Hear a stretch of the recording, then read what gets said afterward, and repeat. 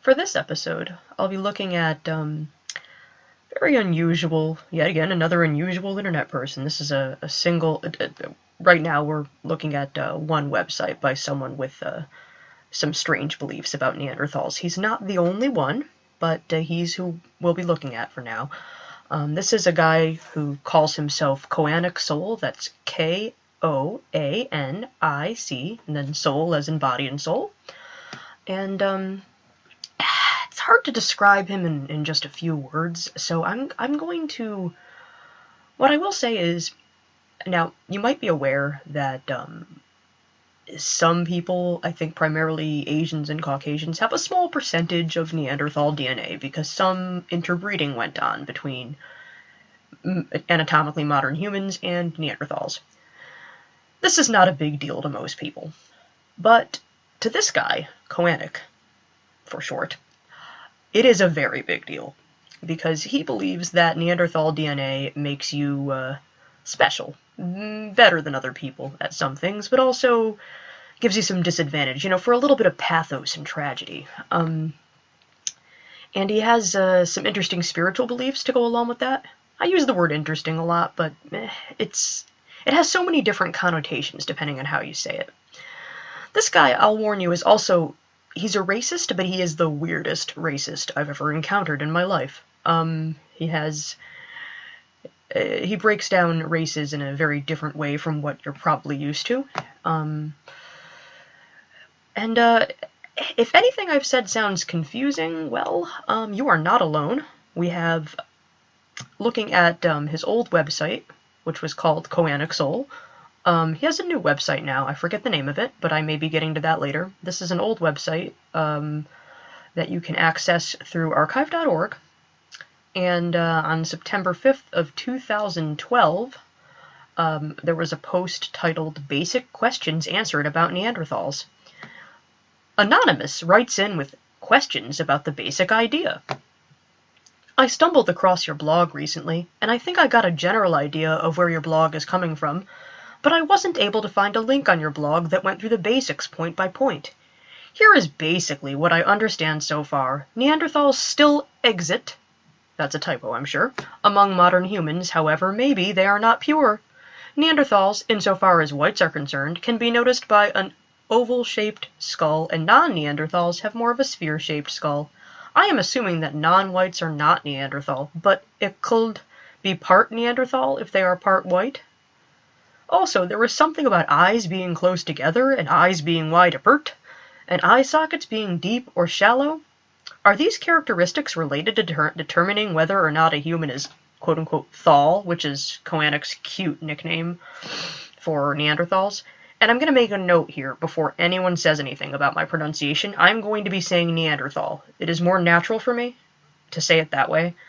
A lot of people say it that way in English, so that is how I'm going to say it. As for the pronunciation of this guy's name, Koanic Soul, I understand that it comes from the word cone, as in like a Buddhist cone, but the way it naturally seems to roll off the tongue is Koanic. I have never heard it said out loud. So those, before we go any further, those are my notes on my pronunciation. You can still argue with it. I'm not going to change it. Okay, so are these characteristics related to determining whether or not a human is thal? Also, I think you associated character traits with these physical characteristics. And I think you also mentioned something about introversion, too. Best regards! So then, our friend here replies, Hi, Anon. Yes, Neanderthals exist. No, none are pure. Skull shape indicates back of head, front of head. Skull shape indicates back of head. Front of head is also relevant for Neanderthal origin, namely deep sockets, big eyes, wide spacing. Neanderthal DNA is spread among all populations except sub-Saharan African, e.g. Native Americans and Indians and Chinese have Neanderthal DNA. Introversion is a thal characteristic. Here is a list from a recent Nature article. Now, I've got to interject that I looked at this Nature article and it was kind of weird. I might want to read it on here. It was a little bit, it read like the beginning of a novel rather than an article about science, so I don't quite know what to make of it. But here are the characteristics that it lists. Advanced advanced mathematics skill, information processing, logic, analytical intelligence, concentration skills, obsession compulsion, and Asperger's syndrome. I have a theory this guy made up this whole idea about Neanderthals being special to make himself feel better about an Asperger's diagnosis or an autism spectrum diagnosis of some sort. That's just my own little idea on this. I may be wrong. Alright, moving on. Melonheads are another white-skinned, light-haired race, so light skin is not purely Neanderthal. Cro-Magnon was originally black before conquering Neanderthals. Modern white Homo sapiens is primarily a Cro-Magnon, Neanderthal, and Melonhead mixture. Ugh. Okay. He explains this a little further in another post from September 1st of 2012, and this post is called Paleophrenology and the New Facism.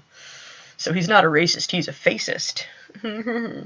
So, according to him, here's premise 1. There are 6 major races, ranked by IQ. The high IQ races: Neanderthal, Melonhead, Starchild. Moderate, Cro-Magnon, and Mongoloid. Low, Negroid, and Aboriginal. These are such old-fashioned terms. I mean, Mongoloid, Negroid? Who talks like that? No, okay. Notes on it, I mean, I wouldn't be... He's got his own phrenology system, I guess I shouldn't be surprised. Notes on intelligence. Neanderthal. So we're going to learn about Neanderthals, their particular type of intelligence here. Neanderthal. Visuospatial versus verbal IQ ratio unknown. Suspect both are high. Well, of course. Math correlation known. Melonhead. Suspect verbal IQ is higher than visuospatial in most cases. Starchild. Unknown. Suspect high verbal. Cro-Magnon. Baseline average 100, blending to 90 as Neanderthal component decreases. How sad. Mongoloid. East Asian equivalent to Cro-Magnon, except more visuospatial and less verbal. Verbal is relevant for GDP and most human achievement. Blends to 90 as Neanderthal decreases. And Negroid and Aboriginal, now of course they get the short end of the stick here. Without white admixture, average below 85. Malnutrition makes precise calculation difficult. Oh, yeah, you think environmental factors would... yeah. Anyway. World GDP versus... So he's gonna go on about IQ for a little bit. Yeah. Interesting that he mentions malnutrition here, as it, that this is his only acknowledgement that environmental factors might affect somebody's ability to perform an IQ test. Alright. Which, there's a lot of criticisms of IQ tests, as I understand it, among psychologists these days. I took one once, I'm not going to tell you my score. Right. So the 3 high IQ races, premise 2, we're on to premise 2 now. The 3 high IQ races are mixed into the general population everywhere but sub-Saharan Africa. Corollary 1, you will rarely or never see a perfect original example of a high IQ racial type. How sad. Very sad. Corollary 2, you can estimate an individual's IQ and certain psychological characteristics by visually inspecting the skull to determine which race contributed which features. Premise 3. The Neanderthal line appears to have evolved on Earth. There is no evidence of melonhead evolution unless it is buried under Antarctic ice. The Starchild line is not of earthly origin. Well, of course not. It's called Starchild. Yeah. Let's have a little beer. Okay, so he's going to teach us now about reading heads and faces. Frontal feature analysis. The face presents several categories of information about the individual's psychology. It does it now. Here are the key dimensions: eye spacing, eye size, eye socket depth, shape of back of the head. Facial testosterone is also relevant to psychological makeup, although not tied to any race. Testosterone expresses through the masculinity of the face, e.g. chin and jawline and bone prominence. Yeah, I don't know facial testosterone. I don't know from that. And I know men tend to have bigger jaws. I'm a lady. I have a relatively small jaw, I guess. I don't look at my face that much and think about my personality. But perhaps by the end of reading this, I will know whether I am thal.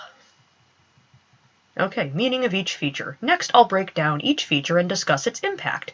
Note that in addition to individual feature characteristics, the combination of features from the same race creates a synergistic reinforcing effect.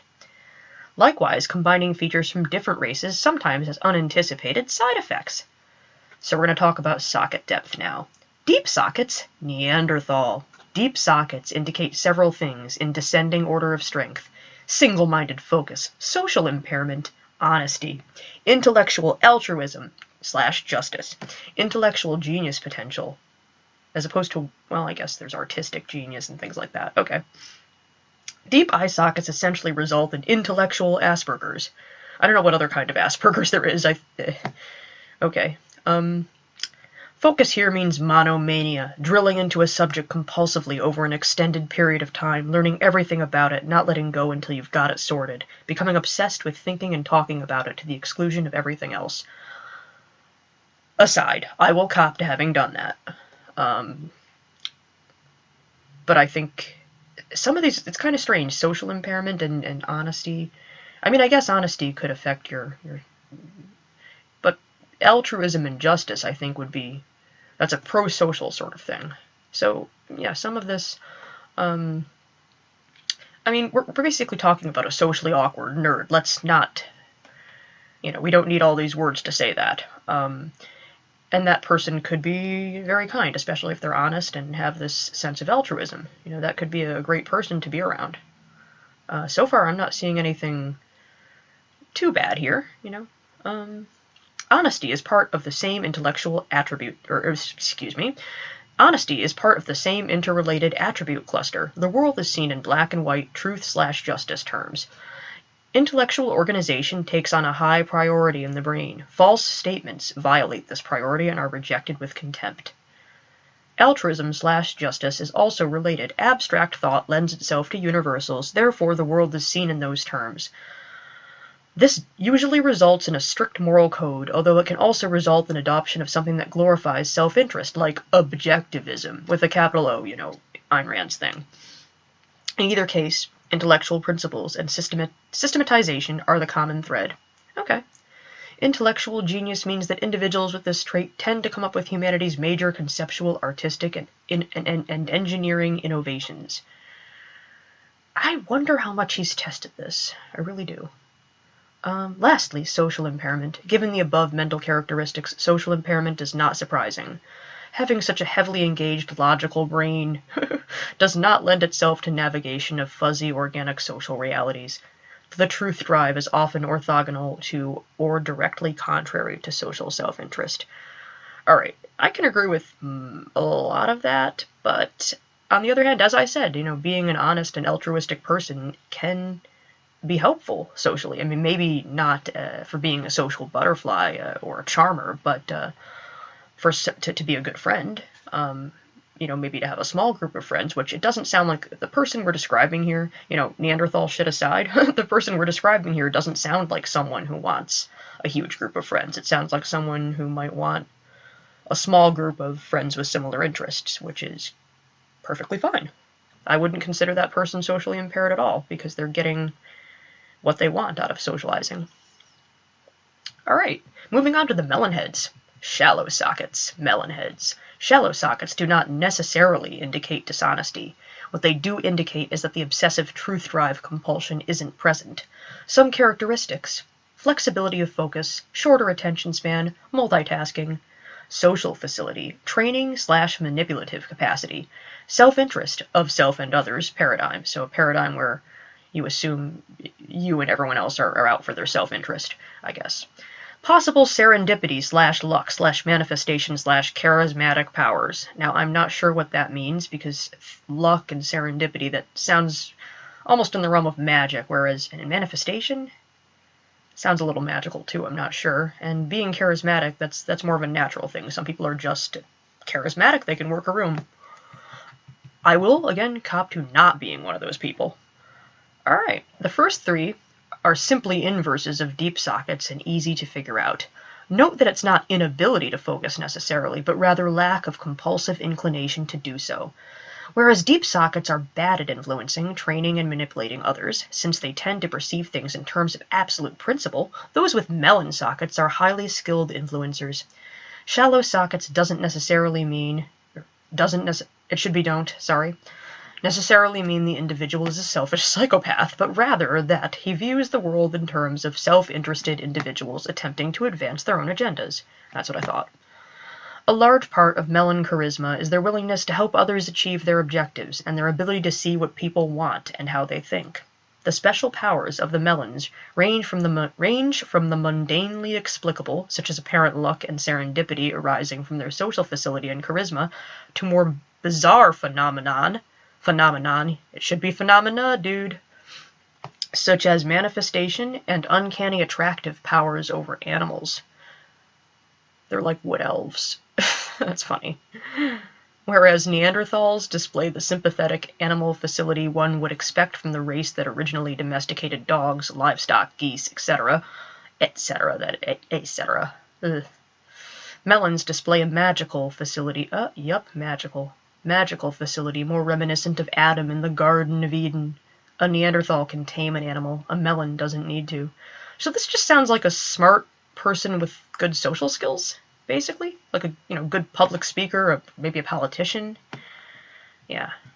I don't know if their heads are different shapes. I mean, I've known a number of people who have these qualities. Their heads... I don't recall their heads all being the same or even similar. Then again, I guess I don't look obsessively at head shapes and facial features. I mean, I have trouble remembering faces. Alright, moving on. Eye spacing. This is sort of the inverse of socket depth. Whereas socket depth indicates the intellectual cast of the mind, eye spacing indicates the emotional cast. The wider the spacing, the greater the emotional Asperger's. Oh, I see. We have emotional Asperger's and intellectual Asperger's. Some characteristics of wide spacing. Gentleness, extreme altruism, lack of ego. You can see children with wide-spaced eyes doing stuff like giving away their toys, and that sort of behavior continues through adulthood. So narrow spacing is the opposite.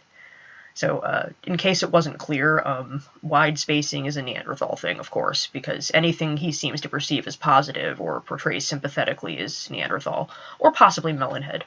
We will find out that this guy thinks of himself as part Neanderthal and part Melonhead, so you'll see him saying the most positive things about those two groups. So narrow spacing is then the opposite, emotional capacity for cruelty slash lack of empathy. And we have a footnote right there, a little footnote that says, I say emotional here to distinguish from testosterone, which is physical aggression and dominance, and eye size, which relates to sensitivity. E.g., big, narrow-set eyes would be egocentric, but not very cruel or aggressive due to high sensitivity. The cruelty would be expressed as lower than expected empathy, and some willingness to do minor deception or manipulation for self-gain. Eye size and spacing are correlated, but it's not 100%. Here are some examples of the anti-correlational extremes, and then I think they show examples. I will let you know right now I copied and pasted this into a document, so I think there might have been a picture here. But moving back to where we left off, so narrow spacing also indicates egocentric selfishness, emotional aggressiveness. The best way I can describe narrow-set eyes is egocentricness, or in crude terms, selfishness. Narrow eyes have emotional processing centered on their ego self-interest, whereas wide eyes have emotional processing centered on others' self-interests. Typically, you will see narrow eyes manipulating and deceiving for gain at the expense of others, while wide eyes will sacrifice to nurture and benefit others. Okay. Yeah. Eye size. Alright. Eye size is pretty straightforward, unlike the others. It's straight-up sensitivity. How fast do tears well up in your eyes? How capable are you of sustaining conflict with your in-group? In parentheses, today the in-group has many degrees in ambiguity. Small eyes are capable of being the tough guy, the rude jerk, socially. Doing it on the internet is different. They can be more aggressive and less empathetic without paying an internal emotional price. I don't want to say more about this because I'd risk confusing it with eye spacing. They're related but not the same. Think of eye spacing as the emotional locus of ego and eye size as emotional core shielding. Damn, I'm good. Yeah, this guy is very self-congratulatory because he came up with this reams and reams of mostly bullshit. I'm going to be quite, honest here about what I think of his attempts to read people's faces.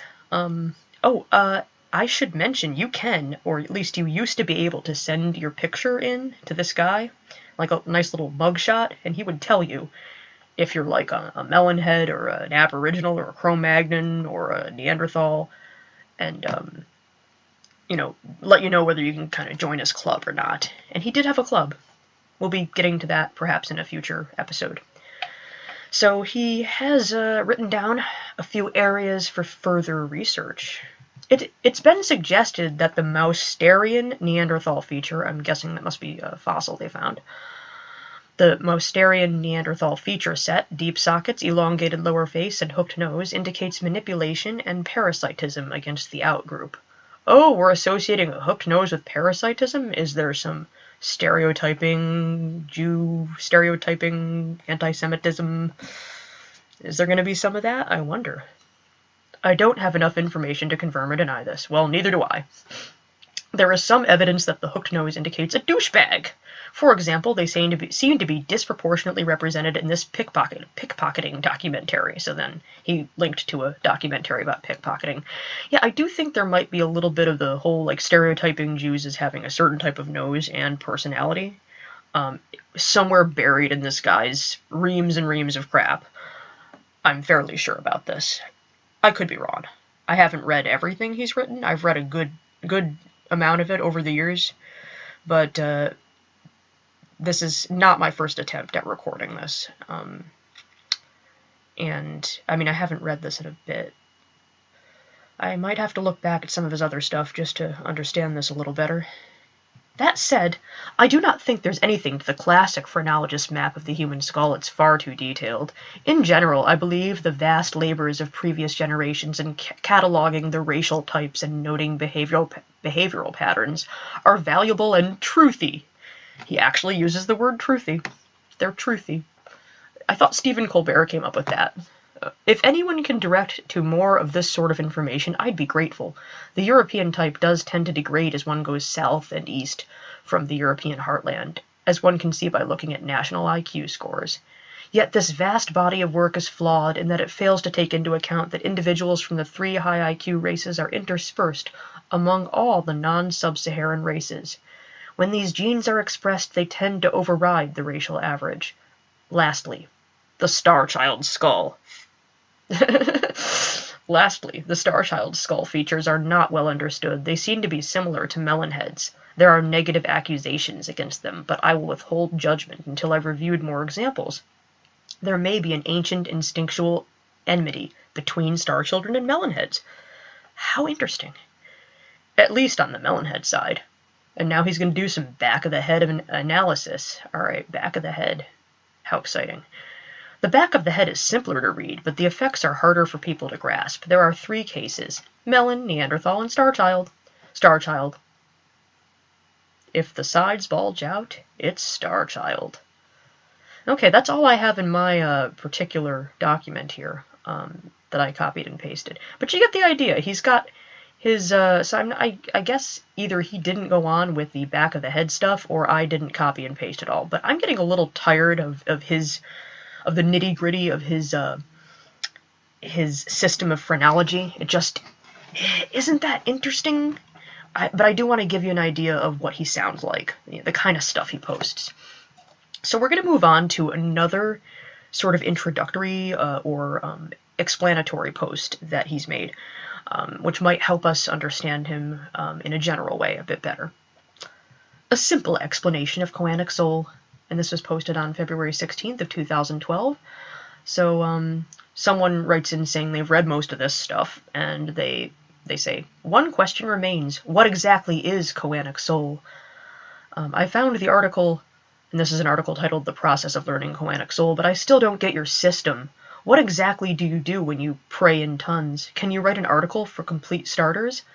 So what this is going to do is, because we haven't really touched on his spiritual beliefs yet, this will introduce us a bit to some aspects of his spirituality. He's a Christian who also apparently meditates and prays in tons.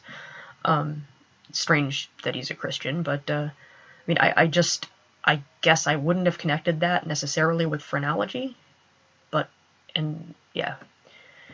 And belief in aliens, I mean, that's obviously what Star Children are to him. But this guy's an idiosyncratic blend of different shit. So I reply, at this point, I'm not quite sure where to begin with such an article. It's a result of many years of reading and experimentation, difficult to condense. I can answer your questions, and maybe that will spur something. Ah, hell, I'll just give the whole thing a go. Koanic Soul is an inner game system for introverts designed to eliminate anxiety and produce maximum natural performance. It uses koans or brief mantras, visualization, and tons prayer. My current Koanic system is quite simple. I think the koan, half-murdered ghost, half-doomed idiot, while visualizing my face bisected by a vertical line. This is a reference to my genetic legacy. 2. The energy from the contradiction spurs activation of the heart, which I layer with simultaneous tons prayer in my inner monologue. 3. The goal of 1 is just to initiate 2. I stay in 2 until I lose it, then repeat 1. Oh, you already lost it! 4. That's it. If you don't know what tons is, check YouTube or the posts I've written on it. It's just a stream of babble, except I don't say it out loud. At least he's honest. A side note here. I have heard people who have converted, like deconverted from religions that pray in tons, saying they can still do it. They can still, make themselves do it. It's a learned behavior, and kind of a performance. I have no experience with it myself, but I think I've seen it a few times on YouTube. Not really much of an interest of mine, actually hearing it, because it is just a stream of babble. It has no coherent linguistic structure, from what I understand. I'm gonna try this right now. Half-murdered ghost, half-doomed idiot. Alright, visualizing my face. Babbling inside my head. Oh, nothing has happened. I guess I'm not a thal. Alright. You might still be confused. I know that when I first discovered this, I was not entirely sure I understood it myself. Alright. So we've got another post. This is another introductory post. And this is, I guess he realized he was being confusing. So this wasn't prompted by anyone writing in and asking him questions or anything like that. It's a post titled, Does This Site Confuse You? It was posted originally on July 20th. Yeah, July 20th of 2012. And he says, confused by all the Neanderthal jazz? Unfortunately, the terminology here is 100% homebrew. You won't find explanations elsewhere. When I identify someone as Neanderthal, usually what I'm saying is they're expressing Amud Neanderthal genetics in their facial bone structure and mental hardwiring. Amud, I'm guessing at that pronunciation. I think that was a fossil that was found in the Middle East somewhere, but I don't know. And that's what's causing me to guess it's pronounced that way. It's spelled A-M-U-D. But anyway, moving on. So the word Amud means pillars in Arabic. Anyway. Reason that makes them different is Neanderthals had much smaller tribal sizes than Cro-Magnon and were more K-selected as a winter species. Totally different socialization rules. Blah, blah. Now, as I understand it, K-selected means having fewer offspring, fewer partners, and investing more in your offspring. That would be, I think, all humans, pretty much. I mean, as compared to other animals. We don't have litters most of the time. You might have triplets, maybe. That's about it. If you really want to dig, you can find out what that means by visiting... Oh, this is I've got to go here someday. http:// vault-co, that's vault as in a bank vault, -co.blogspot.com, but you'll have to wade through the comments to do the job. Otherwise, I plan to post explanations and such on my blog, but it's a major project I haven't yet tackled, although you'll find scattered hints. Another term I invented, ingenopath, refers to personality integrity. Instead of a superego, ego, and id, as in Cro-Magnon, it's more like one continuous block. Identity must be processed and reconciled with action. It's the inverse of the psychopathy spectrum, as defined by the PCL-R. I don't know what that is. But what I understand is that they don't really, psychologists don't really use superego, ego, and id anymore. Okay, so Texas Arcane, the author of the above linked blog, that is Vault Dash Co. So Texas Arcane, the author of the above linked blog, is the original thinker. I'm just synthesizing and transmitting for the most part. Tex is busy refining his 2-year bomb shelter / vault. He thinks that an 11,000-year solar cycle is ending, which will cause global ice age and electromagnetic havoc, forcing a nuclear resource war. Like a war for nuclear resources, or a nuclear war about resources? I don't know. NASA links back him up, do they? Because I don't see any here. Okay, so he's not too focused on providing citations and whatnot to the doomed top dwellers, but he does give some. He's an Aspergery clinical genius, so that's a different type of genius now. Clinical genius, huh? He's an Aspergery clinical genius who reads tons of anthropology manuscripts. If none of that turns you off, dive right in, or better yet, email him. Ooh. So we're gonna have to put, as they say, a pin in this. My experience is that there's no end, really, to how crazy and weird it gets, so I bet there isn't.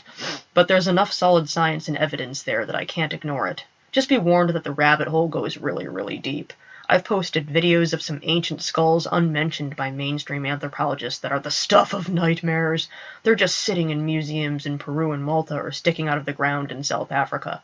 An impossible reality. Not human, not even close. Spooky! Oh, do tell me more. Oh, I want to know about those skulls. Anyway, yeah, we're going to have to visit Texas Arcane. Tex. We're going to have to pay him a little visit at some point. Yeah, so phrenology, odd racial categorizations, spirituality,